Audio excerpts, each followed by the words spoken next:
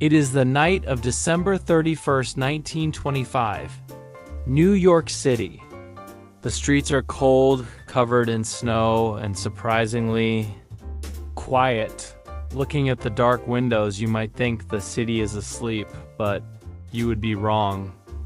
Because tonight, the real party isn't happening in the ballrooms of grand hotels. It's happening underground. Behind heavy steel doors, hidden inside basements, and disguised as flower shops dealt welcome to the era of Prohibition. The noble experiment that turned ordinary citizens into criminals and criminals into kings. Officially, alcohol is dead in America. But listen closely. Inside these speakeasies, the air is thick with smoke and expensive perfume. Flapper girls are dancing the Charleston, and gentlemen in tuxedos are drinking champagne. Out of teacups. Why teacups? Because if the police raid the place, you can pretend it's just a late-night tea party.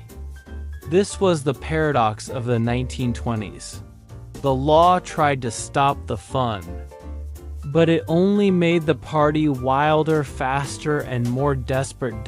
In this video, we are going to travel back 100 years to witness the most illegal New Year's Eve in history.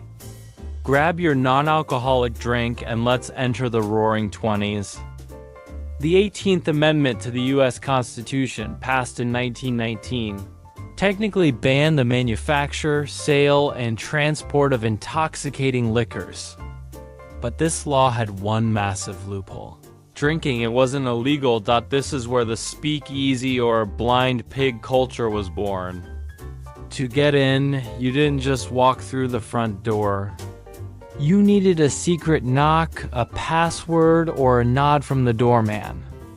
They called them speakeasies because patrons had to speak easy, or quietly, to avoid detection by the fuzz. On New Year's Eve 1925, these places were the most sought-after destinations.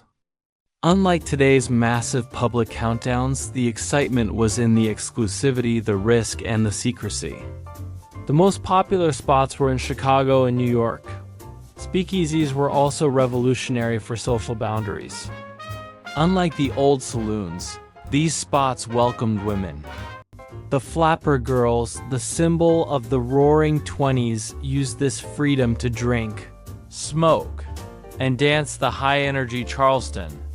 The illegal nature added a layer of dangerous romance. If you were caught, you faced heavy fines. But on New Year's Eve, people felt invincible. They were celebrating not just a new year, but their defiance of the law. So where did the alcohol come from?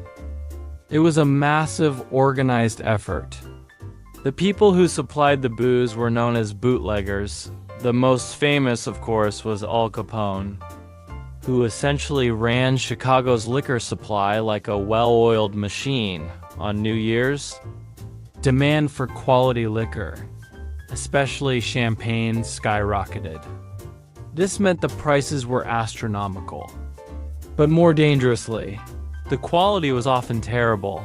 Much of the liquor was homemade, known as Bathtub Gin, or industrial alcohol diluted with water and flavored. This unregulated stuff could be lethal. Wood alcohol, if consumed, could cause blindness and death.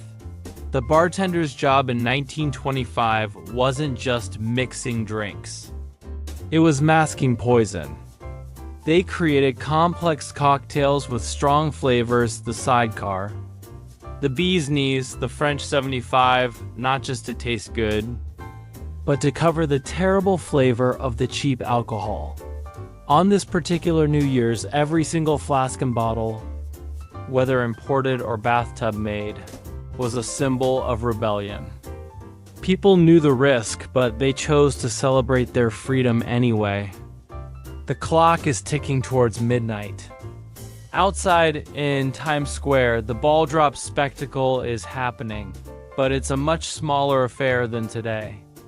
The true, chaotic energy is inside the SPEAKESIES. The main focus wasn't television or a giant. Scream, those didn't exist in the way they do now. The main focus was the radio dot in the coming years. A Canadian bandleader named Guy Lombardo and his Royal Canadians would become the undisputed soundtrack of New Year's Eve. Performing live from New York hotels. And then comes the song. Not just a song, but the global tradition that connects everyone. Auld Lang Syne.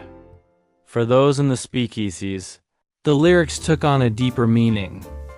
Should auld acquaintance be forgot?